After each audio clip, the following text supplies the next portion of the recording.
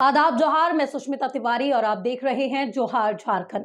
झारखंड के मुख्यमंत्री हेमंत सोरेन ने केंद्रीय बजट पर अपनी प्रतिक्रिया दी है।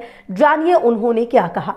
झारखंड के मुख्यमंत्री हेमंत सोरेन ने केंद्रीय बजट पर निशाना साधते हुए बुधवार को कहा कि ये गरीब की जेब काटकर पूंजीपतियों को सहूलियत देने वाला बजट है। सोरेन ने केंद्रीय वित्त मंत्री निर्मला सीतारमण द्वारा बुधवार को पेश केंद्रीय बजट 2023-24 पर अपनी प्रतिक्रिया देते हुए कहा, मैं एक आशावादी व्यक्ति हूं। कोरोना काल के बाद के समय में प्रस्तुत इस वर्ष के बजट से उनके जैसे करोड़ों आदिवासी, दलित, पिछड़े, किसान, युवा, महिला और मजदूर उम्मीद लगाए हुए थे।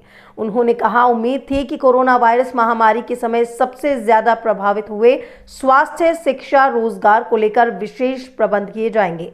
हमें उम्मीद थी कि वस्तु और सेवा कर छूट के लिए समय बढ़ाया जाएगा, लेकिन आशा के विपरीत शिक्षा, स्वास्थ्य और ग्रामीण भारत के जीवन रेखा मनरेगा के बजट में कटौती की गई।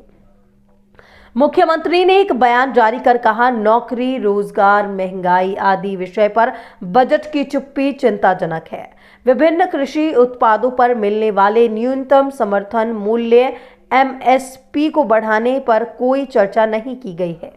मुझे तो लगता है कि केंद्र सरकार ने मान लिया कि उनके इस घोषणा करने मात्र से ही किसानों की आय दोगुनी हो गई है। मुख्यमंत्री ने कहा कि वे बजट में ये ढूंढने का प्रयास कर रहे हैं कि इसमें झारखंड के लिए क्या है।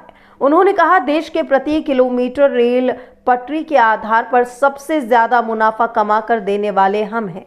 ऐसे में यात्री रेल के परिचालन का दायरा बढ़ाना चाहिए था। हमें नई रेल लाइन मिलनी चाहिए थी, नई ट्रेन मिलनी चाहिए थी, लेकिन ऐसा हुआ नहीं।